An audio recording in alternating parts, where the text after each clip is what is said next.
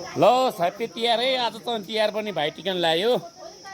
अब टिकासका भइसक्यो भाइटिका। आज त तिहारको दिन जस आज राम्रै भयो। अब हामी सुरु हुँदैछौँ, कार्यक्रम जारी छन्।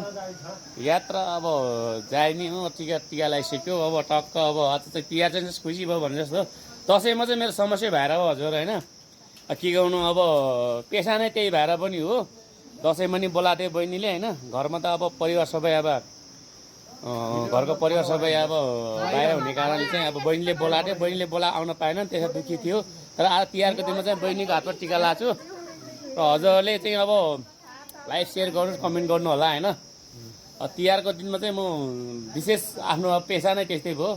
गाडीको समस्या भएर म दसैँको दिन उता माथि गएँ, त्यही भएर आउन पाएन बहिनी घर। आज चाहिँ बहिनी घर आएको छु टिका लाउन। र हजुर लाइक सेयर गर्नुहोस्, कमेन्ट गर्नु है।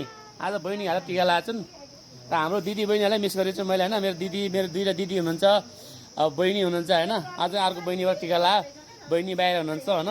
दिदीहरू अब कोही चितवन, कोही धादिङ हुनुहुन्छ, उहाँलाई मिस गरेको छु। र सबै परिवारलाई मिस गरेको छु। र आजलाई हजुर सेयर गर्नु, लाइभ गर्नुहोस् होइन। सेयर सब्सक्राइब गरिदिनु है त।